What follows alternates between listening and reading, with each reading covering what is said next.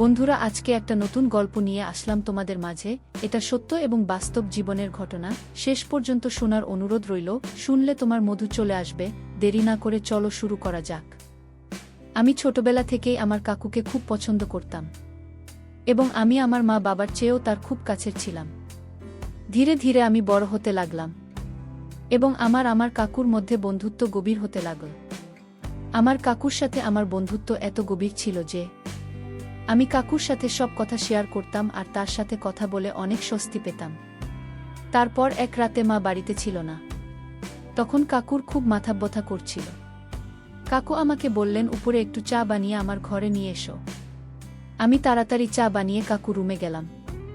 কাকুর চাটা পাশের টেবিলে রাখতে বললেন। চা টেবিলে রাখলাম এবং যখন ফিরে যেতে লাগলাম তখন কাকু আমাকে ধরে ফেললেন এবং বললেন, আজ বাড়িতে কেউ নেই, তোমার রুমে ভয় লাগবে, তাই আজ আমার কাছে শুয়ে পড়। আমি তোমাকে একটা ভিডিও দেখাব। কাকু আমাকে তার বিছানায় শুতে বললেন। আমি কাকুর বিছানায় শুয়ে পড়লাম। কাকু আমাকে ভিডিও দেখাতে লাগলেন। সেই ভিডিও দেখার পর আমি হঠাৎ অস্বস্তি বোধ করতে লাগলাম। তারপর কাকু আমাকে যা করেছিল তার গল্পটি বলছি। আসসালামু আলাইকুম বন্ধুরা, তোমরা সবাই কেমন আছো? আশা করছি সবাই ভালো আছো। যাই হোক, এবার বাকি ঘটনাটি শুরু করি। আমার নাম নূপুর এবং আমার বয়স 15 বছর।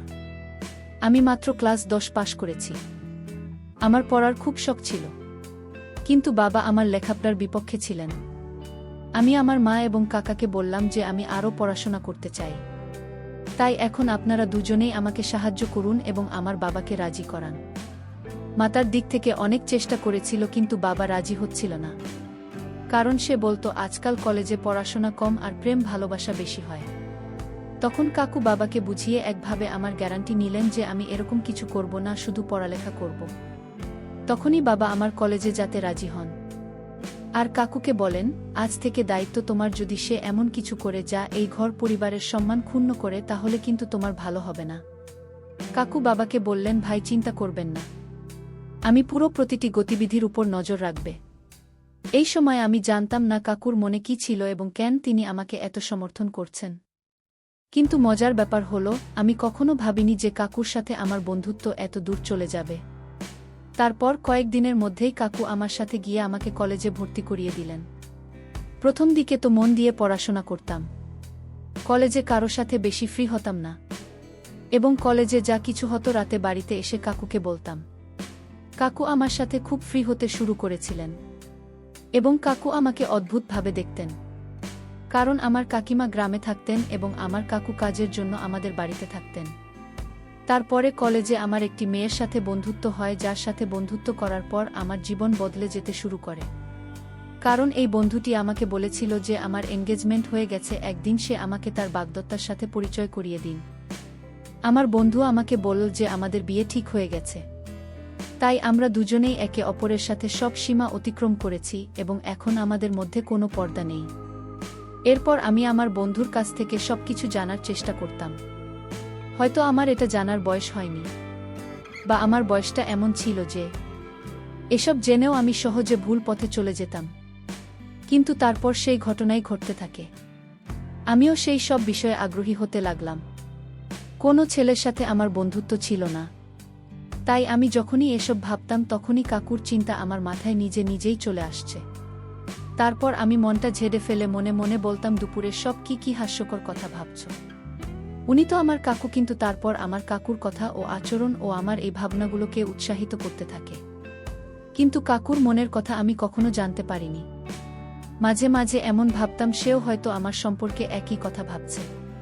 কিন্তু মাঝে মাঝে তার মনোভাব আমার উপর খুব কঠোর হয়ে যেত এবং তিনি আমাকে মনে করিয়ে দিতেন যে তোমার বাবা খুব কঠোর এবং তুমি যদি কোনো ভুল করেন তবে তিনি তোমার পাশাপাশি আমার অবস্থা খারাপ করে দেবে। তার কথাগুলো শুনে নিজেকে সামলে নিতাম। কলেজে গেলেই আবার ওখানে সে সব কথা শুনতে পেতাম। তারপর কলেজ থেকে বাড়িতে ফিরে বন্ধুদের বলা কথাগুলো ভাবতে শুরু করতাম। সেদিন কাকুর কাছ থেকে বাড়ি ফিরলে তিনি এসে আমার পাশে বসলেন এবং কথা বলতে লাগলেন। কি ভাবছো জানি, তাও আবার এত গভীরতা নিয়ে। কাকুর দিকে তাকিয়ে বললাম, কাকু জানো আমার বন্ধু আজ আমাকে কি বলছে?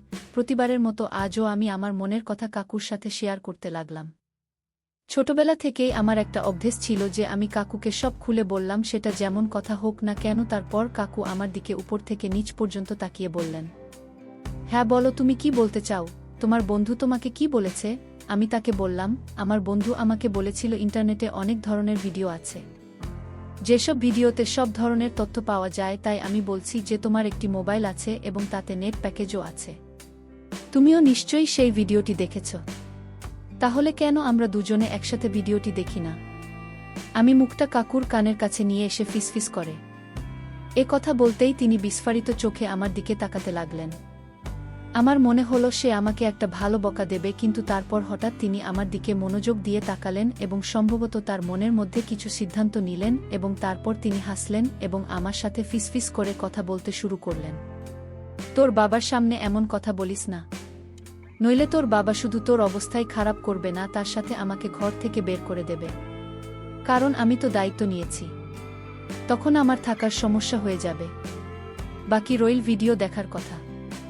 ভিডিওটি দেখার জন্য তুমি রাতে আমার রুমে আসতে পারে।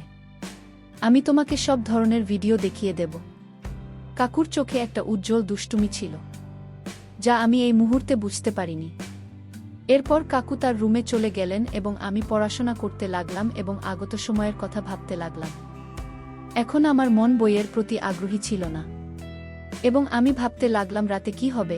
কিন্তু পড়াশোনা করাটা খুব জরুরি, কারণ কাকু পড়াশোনার ব্যাপারে খুব কড়া এবং আমাকে বলতেন, তোমার পড়াশোনা আগে আর বাকি মজা পড়ে। এবং তিনি বলতেন, তুমি যদি পড়ালেখায় ভালো হয় তাহলে তোমার বাবা বুঝবেন এবং তোমার স্বাধীনতার দরজা তোমার জন্য খোলা থাকবে। তার বক্তব্য আমার কাছেও একেবারে সঠিক মনে হতো।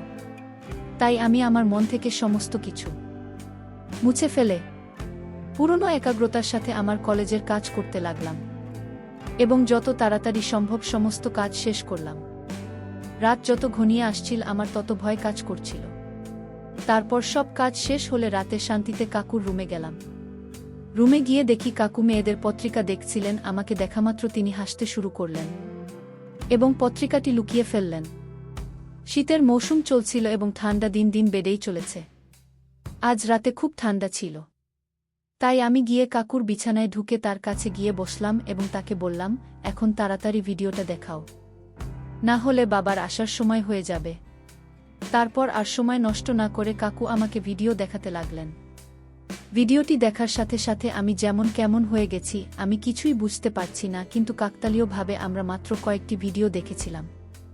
যখন বাবা আমাদের রুমে বসে আসার সাথে সাথে আমার সাথে কথা বলা শুরু করল। এত রাতে কাকু ঘরে কি করছো? যাও, তোমার রুমে যাও। বাবা খুব কড়া প্রকৃতির ছিল এবং আমি তাকে বেশ ভয় পেতাম। তাই বাবা যখনই কথাটা কঠোরভাবে বলল, আমি সব ভুলে দ্রুত আমার রুমে চলে আসলাম। ভাবলাম বাবা কাকু রুম ছেড়ে নিজের রুমে যাওয়ার সাথে সাথে কাকুর রুমে চলে যান। কিন্তু এই রাতে বোধহয় কাকুর সাথে বাবার কিছু জরুরি কাজ ছিল। বাবা অনেকক্ষণ কাকু ঘরে বসে রইল আর অপেক্ষা করতে করতে আমি কখন ঘুমিয়ে পড়লাম বুঝতেই পারিনি। আর বাবা কখন কখন রুম থেকে চলে গেল জানি না। পরের দিন কলেজ থেকে ফিরে রাতের জন্য অধীর আগ্রহে অপেক্ষা করতে লাগলাম, কারণ আমি কিছু ভিডিও দেখে নিয়েছিলাম এবং যে সময় হল কাকু রুমে চলে গেলাম ভিডিও দেখতে। কিন্তু কাকু বললেন, এই মুহূর্তে আমি আমার অফিসের কাজ শেষ করেছি। এক কাজ করো, কিছুক্ষণ পর আমার রুমে এসব ভিডিও দেখাত।